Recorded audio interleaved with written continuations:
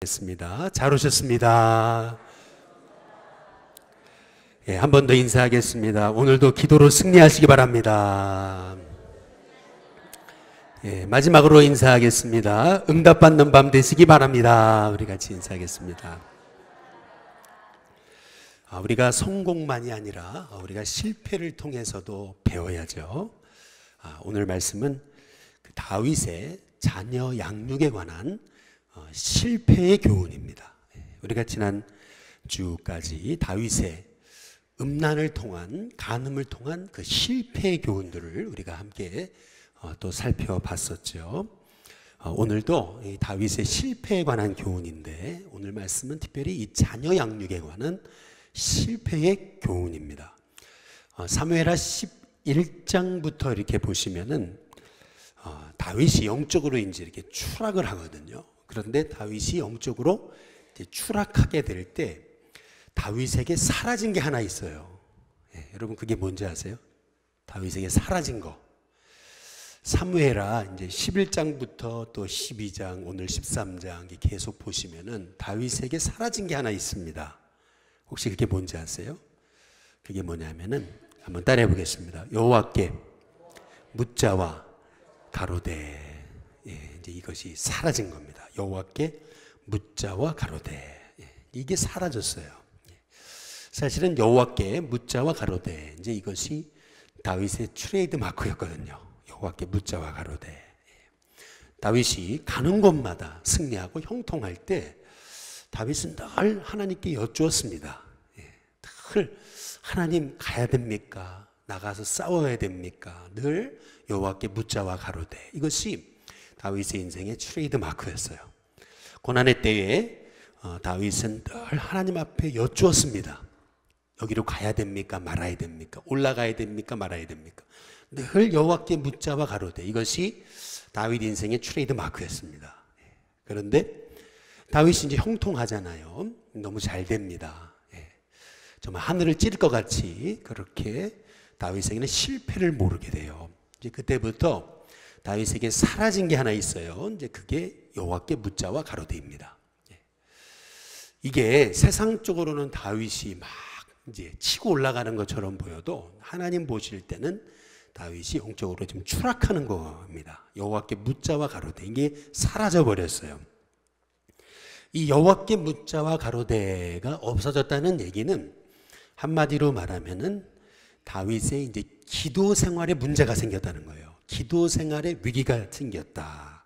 이제 그 얘기거든요. 여호와께 물었던 다윗이 묻지 않고 있다라고 하는 얘기는 다윗의 기도 생활이 실은 위기를 맞았다라고 하는 것을 이제 성경이 말하고 있는 거예요. 그래서 밧세바를 간음할 때도 하나님께 여쭈지 않습니다. 또 우리아를 죽여버릴 때도 하나님께 묻지를 않아요. 그리고 우리아를 죽이고 나서 그거를 완전 범죄로 싹 가리울 때도 엄청난 말도 안 되는 지금 거짓말로 완전 범죄를 완전히 그냥 묻어버리는 그러한 그 죄악을 저지르면서도 하나님께 묻지 않습니다. 다윗에게 사라진 것, 그것은 여호와께 묻자와 가로되입니다. 그때부터 다윗은 이제 추락하는 거예요. 오늘 말씀 우리 사무엘하 13장 1절에 보시면은 이렇게 시작하죠. 어떻게 시작해요? 그 후에 이렇게 시작됩니다. 따라해 보겠습니다. 그 후에. 그 후에 이 일이 생겼다, 이 일이 일어났다 이렇게 얘기하잖아요. 그 후는 어떤 후예요? 이제 12장, 11장 넘어가 보면 어떤 후예요? 다윗의 밧세바 간음 사건 후에라는 뜻입니다. 그 후에 이제 이 사건이 또 탁 터졌어요. 그 사건이 뭐냐면은 바로 다윗의 큰아들 암논이 이 다윗의 딸 다말을 이제 간음하는 겁니다. 간음할 뿐만 아니라 이 간음을 행하고 나서 이 다말을 또 죽도록 미워해요. 간음을 행하고 그를 그냥 완전 내팽개쳐 버리는 그런 죄악을 이제 저지르게 되는 겁니다. 근데 다윗이 여기 보면은 아비로서 전혀 역할을 못해요. 쉽게 말하면은 다윗은 자식 문제에 관해서만큼은 한없이 작아져요. 그 자녀 양육에 관해서는 이제 장사가 없대잖아요. 이제 다윗이 지금 그런 모습입니다. 실은 그 후에 이 일이 있으니라 이렇게 얘기하잖아요. 그러니까 다윗이 음란에 무너진 사람이라서 다윗이 떳떳하지를 못해요. 다윗이 밧세바 사건으로 간음한 인물이기 때문에 아들의 죄악에 대해서 전혀 지적을 할 수가 없어요. 너가 어떻게 그럴 수 있느냐? 할 수가 없는 상황이에요. 그러니까 무슨 말이냐면 믿음의 사람이 범죄하면요 세상에 할 말이 없어집니다. 교회가 하나님의 뜻 안에 서지 못하면은 세상을 향해서 할 말이 없어져요. 그러니까 우리가 믿음으로 사는 것, 교회가 말씀대로 사는 것은 이것은 이 우리가 말씀대로만 살아도 우리가 세상의 빛과 소금의 역할을 감당할 수 있는 겁니다. 여기 암논과 다말 사건, 이 큰아들 암논이 다말을 이렇게 육체적으로 범해버린 이 사건은 어찌 보면은 다윗 인생의 결론인 거예요. 이게 무슨 말이냐면은 다윗이요, 이게 우리가 이제 성경을 사무엘하 여지껏 계속 살펴보고 있지만 이제 건너뛰었었거든요. 근데 건너뛴 이유는 나중에 이제 얘기하려고 건너뛰었었어요. 그런데 이 다윗은요, 이게 미갈하고 결혼하잖아요. 이 사울 왕의 딸하고 미갈하고 결혼하죠. 근데 이 미갈과의 결혼으로부터 시작해가지고 그래서 이제 다윗이 아히노함, 아비가일, 마아가, 핫길, 아비달, 에글라, 바세바까지 계속 이렇게 여성에 대한 집착을 보입니다. 그러니까 이게 이제 암논은 다윗의 몇째 아들이에요? 첫째 아들이에요. 첫째 아들. 그러니까 암논은 이 다윗의 첫째 아들이었다는 얘기는 뭐냐면 다윗이 계속 여성에 대한 이 집착을 보이는 것을 이 암논은 다 보고 자란 거예요. 그러니까 뭐냐면은 자녀는 부모의 앞모습을 보고 배우는 게 아니고 뒷모습을 통해 배운다. 이제 그런 말이 있잖아요. 부모님이 앞에서 보여주는 그런 걸 보고 배우는 게 아니고 뒤에서 부모님이 살아가는 삶의 모습을 보고 자녀들이 이제 그대로 그냥 배우는 거죠. 그래서 소위 이런 얘기, 문제아는 없고 문제 부모만 있다. 이제 라는 얘기처럼 이 암논이 이렇게 다말을 육체적으로 범한 거, 이것은 사실은 다윗 인생의 결론이었다는 거예요. 다윗이 보여준 여성에 대한 집착, 이제 그것이 이제 압살롬에게 다 결론으로 나타나게 됐다라는 얘기예요. 여기 우리 사무엘하 한번 13장 1절을 보시면은 거기 한번 같이 읽어보시죠. 같이 했습니다. 함께 있습니다. 시작. 그 후에 이 일이 있으니라. 다윗의 아들 압살롬에게 아름다운 누이가 있으니 이름은 뭐예요? 다말이라. 다윗의 다른 아들 누가요? 암논이 그를 사랑하나. 여기서 사랑했다는 것은 이 잘못된 사랑이에요. 여기 암논이요, 이 젊은 이 남자 청년이 아주 뭐 정욕으로 불타는 사람인데 이 아름다운 여동생이 있잖아요. 배다른 여동생. 그러니까 또 이 다말이 여기 보니까 너무 아름답잖아요. 그러니까 이 암논이 이 잘못된 사랑을 이제 하기 시작하게 된 거죠. 그런데 이제 문제가 뭐냐면은 이 친구가 중요한 거예요. 친구가. 이 암논 곁에 누가 있는 거냐면은 좋은 친구가 있었으면은 이제 그 암논을 이렇게 좀 이렇게 잘 지도할 수 있었을 텐데 이게 암논 곁에 이제 간교한 친구뿐인 거죠. 우리 사무엘하 13장 3절을 보시면은 같이 한번 읽어보시죠. 13장 3절입니다. 3절. 3절. 우리 같이 한번 읽어보겠습니다. 함께 있습니다. 시작. 암논에게 요나답이라는 친구가 있으니 그는 다윗의 형 시므아의 아들이요. 심이 뭐죠? 간교한 자다. 요나답이라는 친구가 있는데 아주 간교한 사람이다. 그렇게 얘기하잖아요. 사람은 누구를 만나는가 이게 굉장히 중요합니다. 우리 여러분의 자녀들이 만남의 축복을 위해 기도하시기를 주님의 이름으로 축복합니다. 참 친구가 중요하잖아요. 근데 문제는 이거예요. 암논이 믿음의 사람이 아닌 거예요. 암논이 구원 받았는지 모르겠어요. 믿음의 사람이 아닙니다. 단지 육적 욕망에 사로잡힌 그냥 젊은이일 뿐이었어요. 그러니까 암논이 믿음의 사람이 아니니까 친구를 사귀어도 또 비슷한 친구를 사귀는 거예요. 친구를 사귀어도 거기 간교한 친구를 사귀는 거죠.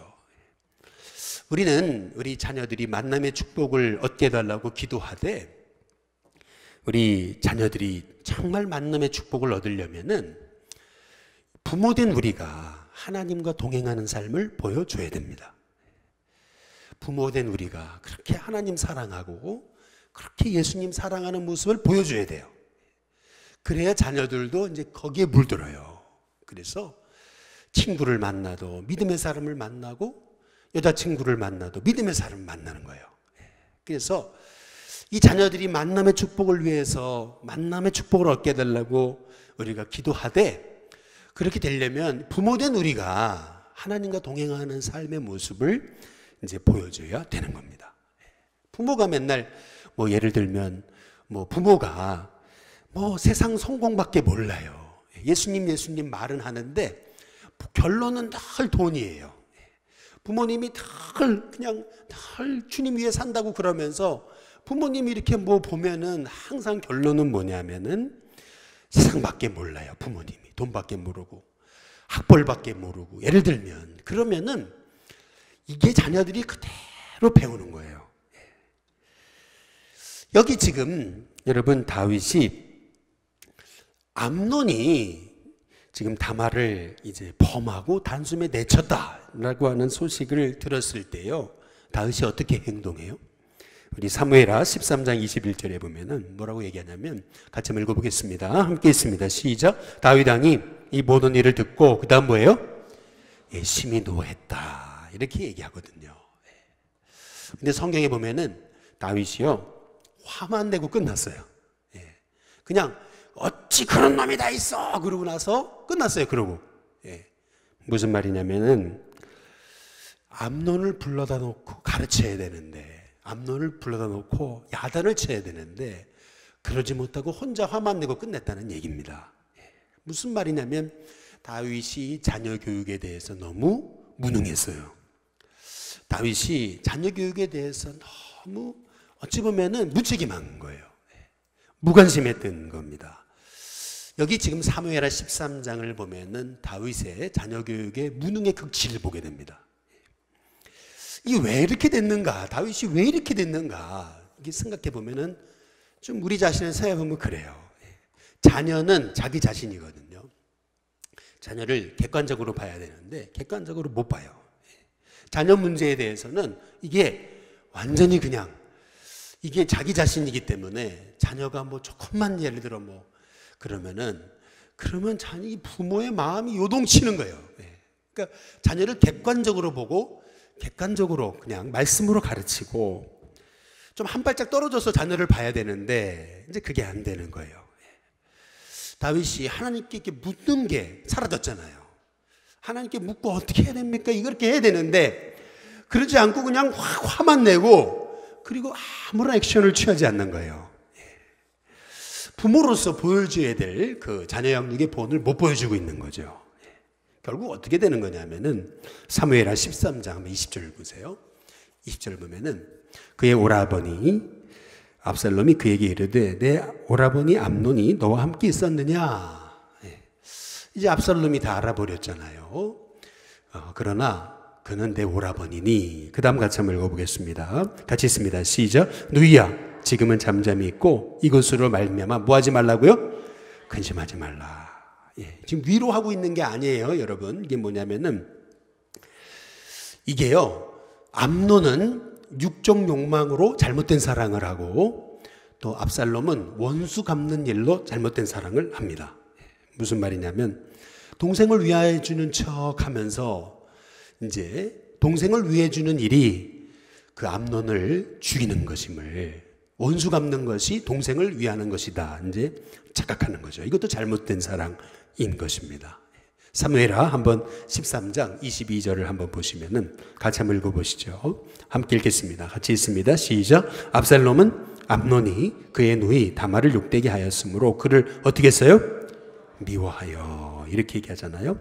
암논에 대하여 잘잘못을 그 다음 뭐예요? 말하지 아니하니라. 예. 이게요, 압살롬이 이 암논에 대해서 잘잘못을 말하지 않았다는 것이 이게 용서했다는 말이 아니라 이제 그때부터 이제 분노를 가슴에 품고 칼을 가슴에 품고 칼을 갈기 시작했다고 하는 얘기입니다. 그때부터 이제 이 다말을 범한 이 암논을 죽일 계획을 압살롬이 세우거든요. 여기 내 동생을 위해서 내가 해줄 수 있는 것은 암논을 죽이는 일이다. 이제 이렇게 생각하고 원수 갚는 일을 계획하거든요. 한번 따라해 보겠습니다. 미움은 해결책이 아니다. 예, 옆에 분한테 한번 인사해 보겠습니다. 미움은 해결책이 아닙니다. 한번 인사해 보시겠습니다. 예. 여러분, 미움은 인생의 해결책이 아닙니다. 원수 갚는 것은 인생의 해결책이 되지 못해요. 모두가 죽지 않습니까? 이 압살롬이 얼마나 치밀한 사람이었냐면 우리 사무엘하 13장 한번 23절에 보면은 몇 년 후에요? 예, 만 2년 후에. 그 다음 같이 읽습니다. 함께 읽습니다. 시작. 에브라임 곁 바하솔에서 압살롬이 양털을 깎는 일이 있음에 압살롬이 왕의 무슨 아들이요? 예, 모든 아들을 정하고 이제 그렇게 얘기하거든요. 여기 중요한 것은 만 2년이라는 얘기입니다. 예, 무슨 말이냐면 압살롬은 자기 아내의 분노를 2년 동안 숨기거든요. 전혀 아닌 척, 암논을 용서한 척, 아무 일도 없었던 척, 그리고 성실하기까지 합니다. 그러나 암논은 이 압살롬은 암논을 죽이기로 치밀하게 계획하거든요. 어떻게 계획하냐면 먼저는 아버지를 초대해요. 다윗을 초대합니다. 양털 깎는 일에. 근데 다윗이 아니 나가 갈 이유가 어딨냐 이제 그렇게 얘기하죠. 그랬더니 이 압살롬이 뭐라 하냐면 암논을 그러면 좀 나에게 보내달라 이제 이렇게 얘기를 해요. 아니 뭔가 좀 낌새가 이상하잖아요. 예. 사람이 세상 말로 촉이라는 게 있잖아요.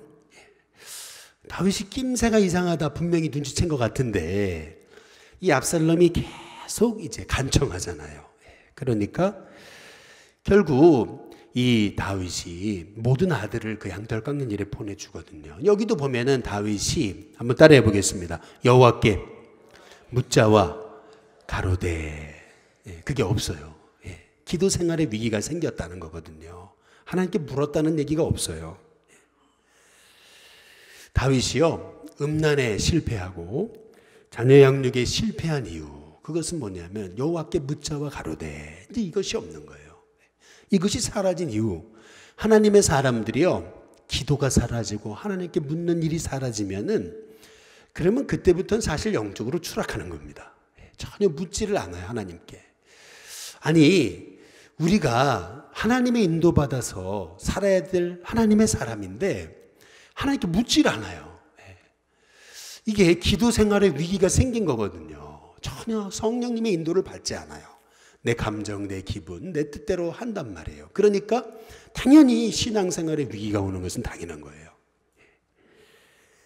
결국 다윗이요 이 암논과 다른 동생들을 양털 깎는 일에 다 보내주거든요. 결국 어떻게 됩니까? 우리 사무엘하 13장 한번 28절을 한번 보시면은요 압살롬이 이미 그의 종들에게 명령하여 이르기를 너희는 이제 그다음 한번 같이 읽어보겠습니다. 함께 있습니다. 시작. 암논의 마음이 술로 즐거워할 때를 자세히 보다가 내가 너희에게 암논을 치라 하거든 그를 어떻게 하라고요? 죽이라. 예, 여기 보면은요 여기서 우리가 좀 주목해 볼 것은 암논이라는 자가 얼마나 어리석은 자였나라는 것을 알 수 있어요. 그게 뭐냐면은 아니 압살롬이 어떤 사람입니까? 이 다말의 오빠 아니에요. 그런데 이 암논이 그 다말을 범해놓고 압살롬이 뭐 잔치에 청한다고 해서 거기 가가지고 술 주는 대로 다 마시고 앉아 있어요. 막 희덕거리고 즐겁게 놀며 즐거워하면서 우리 세상 말로 필름이 끊어질 때까지 술을 마셔버린 거예요.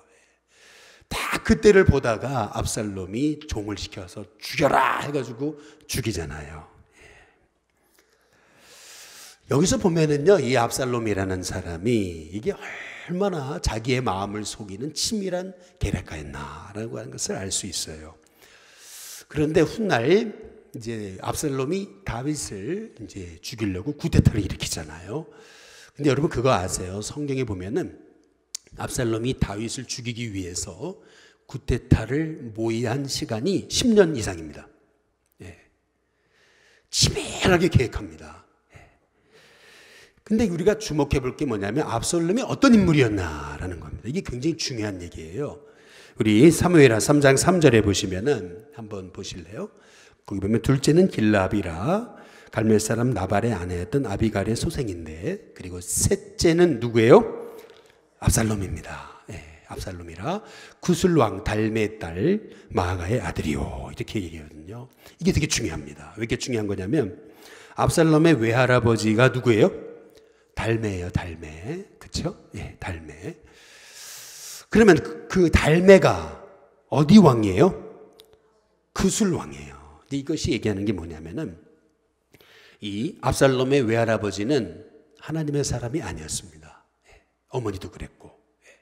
이것이 얘기하는 게 뭐냐면은 지금 다윗이 이 결혼하게 된 마아가는요 정략 결혼으로 결혼한 거예요. 그러니까 우리식으로 얘기하면 이거예요.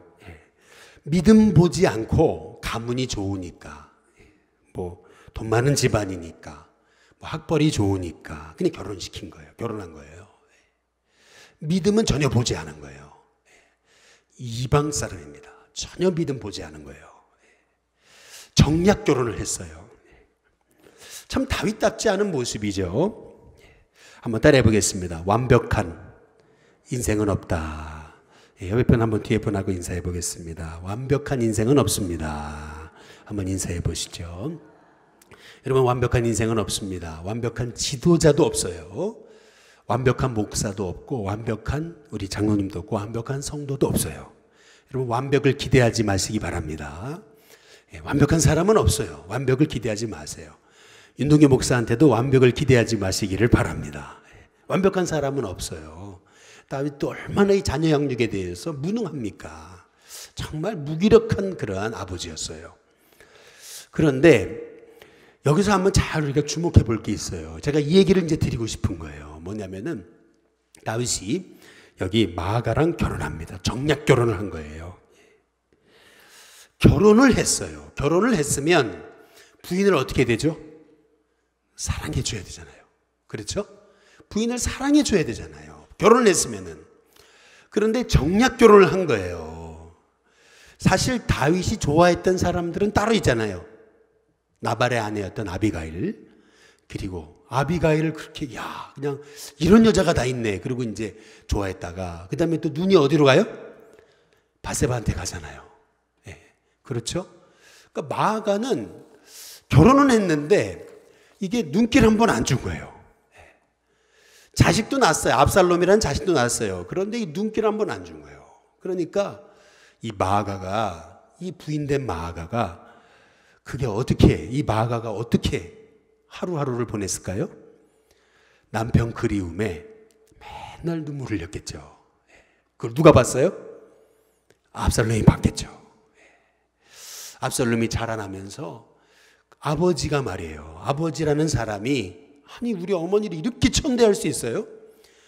야, 어떻게 이런 아버지가 다 있어요? 내 어머니의 눈에 눈물 흘리게 한 내 아버지도 아니라는 거예요. 인간도 아니 원수다 이렇게. 예. 그러니까 이 압살롬은요 겉으로는 너무 착한 사람이었어요. 겉으로는 너무 착한 사람이었어요. 근데 가슴에는요 엄청난 상처가 있었던 거예요. 그 유기성 목사님 그 설교를 들어보니까 이제 그런 얘기 하잖아요. 어렸을 적에 아버지가 목사님이신데 교회가 많이 어려웠나 보죠. 교회가 맨날 싸우고 그러니까 이제 자기는 더 착한 아들이었다는 거예요. 왜요? 아버지 안 쫓겨나려면은 내가 착한 아들이 돼야 된다. 그래가지고 교인들한테 그렇게 인사도 잘하고 늘 바른 학생이었다는 거죠. 왜? 아버지 목회에 내가 누가 되면 안 되니까. 난 그래서 늘 착한 학생이었다는 거예요. 늘 부모, 어르신들이 얘기하면 늘 그렇게 그냥 늘 성실해 보였다는 거죠.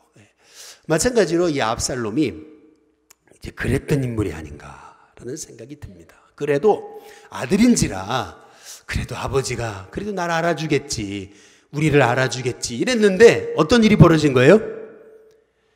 이 암논이라는 그 큰형이 자기 그 동생 다말을 범했는데 아버지 다윗이 어떻게 해요? 불러다 놓고 암논을 책하지도 않고 책망하지도 않고, 그렇다고 다말한테 와서 끌어안아주면서 위로도 하지 않고 모른 척하고 있잖아요. 그 모른 척한 세월이 2년인 거예요.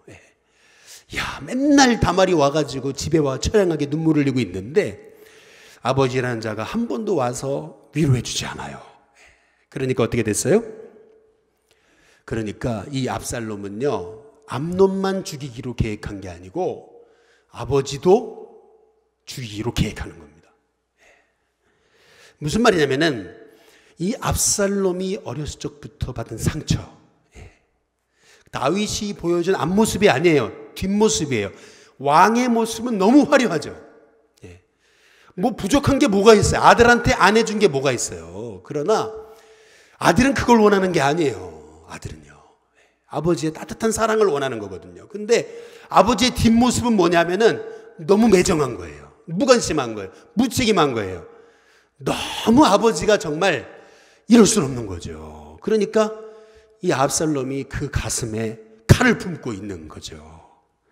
그래서요, 압살롬이 다윗을 죽이려고 10년간 모의합니다.